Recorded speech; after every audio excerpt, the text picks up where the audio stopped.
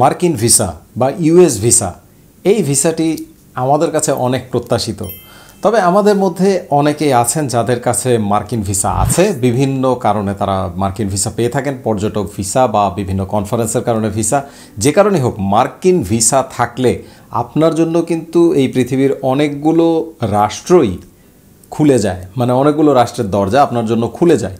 তো আজকে আলোচনা করব যে কোন কোন দেশে আপনারা যেতে পারবেন যদি আপনাদের একটি মার্কিন ভিসা থাকে এবং আপনারা মার্কিন ভিসা ব্যবহার করে ঘুরে আসেন তারপরে। তো চলুন দেরি না করে শুরু করি। মার্কিন ভিসা থাকলে কোন কোন দেশে বিনা ভিসায় যাতায়াত করা যায়। প্রথমে বলছি যে মার্কিন ভিসা থাকলেই আপনি বিভিন্ন দেশে যেতে পারবেন, এটি যেমন ঠিক, কিন্তু কিছু কিছু দেশের ক্ষেত্রে কিছু কিছু শর্তাবলী প্রযোজ্য হয়। শর্তাবলী বলতে এমন যে কিছু কিছু দেশ বলে থাকে যে তাদের দেশে যেতে হলে এই ভিসাটি কমপক্ষে একবার ব্যবহার করে আসতে হবে অথবা ভিসার ভ্যালিডিটি থাকতে হবে। তো এরকম ভিসার যে ভ্যালিডিটি সংক্রান্ত যতগুলো তথ্য আছে সমস্ত তথ্য আমি আজকে দিয়ে দেব। তবে আরেকটি কথা আপনাদেরকে মনে রাখতে হবে বা আপনাদেরকে জানিয়ে রাখতে চাই যে এখানে যতগুলো দেশের কথা আমি বলবো, এছাড়াও দেখা যাচ্ছে পরবর্তীতে আরও দেশ কিন্তু যুক্ত হতে পারে বা এখান থেকে কোনো কোনো দেশ কিন্তু তাদের নিয়ম অনুযায়ী দেখা যাচ্ছে হঠাৎ রদও করতে পারে, অর্থাৎ বাতিলও করতে পারে। সুতরাং আপনারা যদি কখনো এই যে সমস্ত দেশের কথা বলবো এই দেশগুলোতে যেতে চান মার্কিন ভিসা থাকা সাপেক্ষে, তারা অবশ্যই তাদের যাত্রার পূর্বে ভালো মতো করে আপনারা বিমান সংস্থার থেকে তথ্যগুলো যাচাই করে নেবেন। তো চলুন আমরা দেরি না করে শুরু করি। মার্কিন ভিসা থাকলে কোন কোন দেশে যাতায়াত করা যায়। প্রথমেই আসছে মেক্সিকো। মেক্সিকো অনেক সুন্দর একটা দেশ। এই মেক্সিকোতে কিন্তু আমেরিকান ভিসা থাকলে যাওয়া যায়। তবে কথা হচ্ছে যে multiple entry non immigrant US visa যেগুলো আছে B1 B2 F1 J1 H1 এবং L1 ক্যাটাগরির ভিসা থাকলে যাওয়া যাবে। ভিসাটি অবশ্যই ব্যবহার করা হতে হবে, মানে একবার হলেও আপনাকে মার্কিন যুক্তরাষ্ট্রে প্রবেশ করে বের হয়ে আসতে হবে, তারপরে আপনি মেক্সিকো যেতে পারবেন। আর এরপরের দ্বিতীয় শর্তটি হলো যে যতদিন আপনি মেক্সিকোতে অবস্থান করবেন ততদিন যেন কমপক্ষে সেই মার্কিন ভিসার ভ্যালিডিটি থাকে। মানে যতদিন আপনি মেক্সিকোতে অবস্থান করবেন তখন যদি ভ্যালিডিটি শেষ হয়ে যায় তখন কিন্তু আপনি আর সেখানে থাকতে পারবেন না। এরপর আসছে কোস্টারিকা। কোস্টারিকাতে ভিসা ক্যাটাগরি যেগুলো তারা গ্রহণ করে সেগুলো হচ্ছে B1 B2 C1 D F1 J1 H1 এবং L1। এখানে তারা থাকার অনুমতি দেয় 30 দিন এবং B1 B2 C1 এবং D ভিসা কমপক্ষে 30 দিনের ভ্যালিডিটি থাকতে হবে। অর্থাৎ আপনারা যে ইউএস ভিসাটি শো করে যাবেন সেটি 30 দিনের ভ্যালিডিটি থাকলে তারপরে আপনারা কোস্টারিকা যেতে পারবেন। এরপর যে দেশটি আসছে সেটি হচ্ছে বেলিজ। বেলিজে যে কোনো আমেরিকান ভিসা থাকলে ব্যবহার করা হোক আর ব্যবহার করা না হোক সেখানে যাওয়া যাবে এবং আপনারা সেখানে 30 দিন থাকতে পারবেন। এরপর আসছে নিকারাগুয়া। সকল প্রকারের ভিসায় ব্যবহার করা যাবে, 30 দিন থাকার অনুমতি আছে এবং $50 একটি ফি আছে এবং 30 দিন আপনারা সিঙ্গেল এন্ট্রি ভিসা পাবেন নিকারাগুয়াতে। এরপর আসছে পানামা।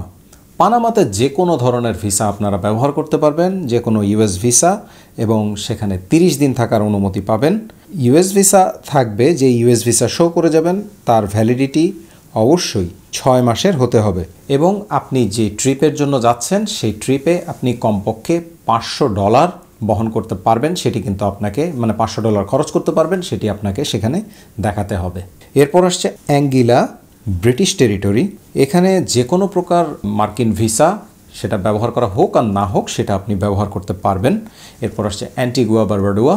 এখানে যে কোনো প্রকারের মার্কিন ভিসা সেটা ব্যবহার করা হোক আর না হোক আপনি সেই দেশে যেতে পারবেন।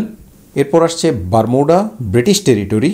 এখানে যে কোনো ভিসা এবং ব্যবহার করা হোক না হোক আপনারা যেতে পারবেন, তবে সেটি মাল্টিপল এন্ট্রি ভিসা হতে হবে এবং সেখানে থাকার জন্য আপনি 30 দিনের অনুমতি পাবেন। তবে ইউএস ভিসা আপনার 45 দিন সর্বনিম্ন মেয়াদ থাকতে হবে। এরপর আসছে British virgin island. British virgin আইল্যান্ডে 180 দিন অর্থাৎ আপনি 6 মাস পর্যন্ত থাকার অনুমতি পাবেন। যে কোনো ধরনের মাল্টিপল এন্ট্রি ভিসা আপনারা ব্যবহার করে ব্রিটিশ ভার্জিন আইল্যান্ডে যেতে পারবেন। এরপর আসছে কিউবা, যার রাজধানী হাভানা। এখানে ব্যবহারকৃত অথবা অব্যবহৃত ভিসা নিয়ে আপনি যেতে পারবেন। Visa category B1, B2, F1, J1, H1 এবং L1 এবং সেখানে থাকার অনুমতি দেওয়া হবে 30 দিন। ট্যুরিস্ট কার্ড যদি থাকে তেজাস ডেল টুরিস্টা, কিউবান এমবাসিজ এবং কনসুলেট থেকে নেওয়া যায়। অথরাইজ এয়ারলাইন থেকেও কিন্তু এটি নেওয়া যেতে পারে। তবে কিউবা যাওয়ার ক্ষেত্রে অবশ্যই আপনি এয়ারলাইনের সাথে আগে যোগাযোগ করে তারপর যাওয়া ভালো, কারণ তাদের আদেশ নিষেধ অনেক কিছু মাঝে মাঝে অনেক রকম পরিবর্তন আসে, বিধিনিষেধ রদ হয়, যুক্ত হয়। সেজন্য এ দেশে যাওয়ার আগে বিমান সংস্থার সাথে কথা বলে যাওয়া ভালো। এরপর আসছে ডোমিনিকান রিপাবলিক। যে কোনো ভিসা দিয়ে আপনারা ডোমিনিকান রিপাবলিক যেতে পারবেন এবং সেখানে থাকতে পারবেন 30 দিন। এরপরে আসছে টুর্কস অ্যান্ড কাইকোস, ব্রিটিশ টেরিটরি অর্থাৎ ব্রিটিশ আইল্যান্ড। এখানেও যে কোনো প্রকার ভিসা আপনারা ব্যবহার করে যেতে পারবেন, 90 দিনের থাকার অনুমতি পাওয়া যাবে। এরপর আসছে ইউরোপের একটি দেশ আলবেনিয়া, অনেক সুন্দর দেশ আলবেনিয়া।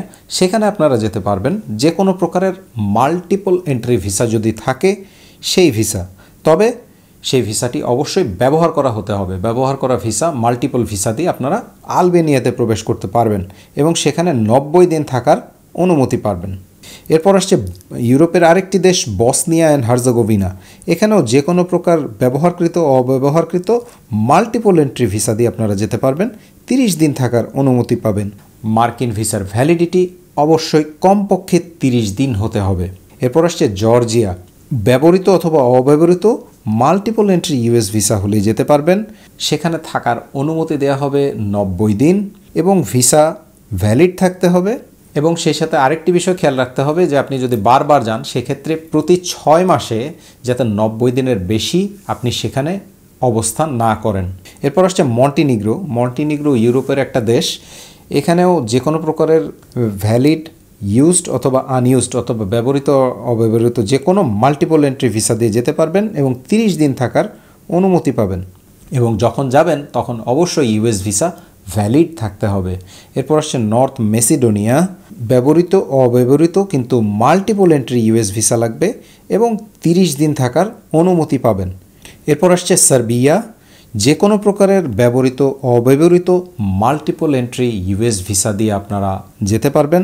যতদিন আপনারা সেই সার্বিয়াতে থাকতে চান ততদিন পর্যন্ত ইউএস ভিসার ভ্যালিডিটি থাকা লাগবে। এরপর আসছে সৌদি আরবিয়া। সৌদি আরবিয়া এটা যদিও বিভিন্ন ওয়েবসাইটে এই তথ্যটি আছে, তবে বাস্তবে কতটুকু কাজ করে সেটা আপনাদের মধ্যে কেউ যদি জানা থাকে তাহলে অবশ্যই আমাকে কমেন্ট বক্সে কমেন্ট করে জানাবেন।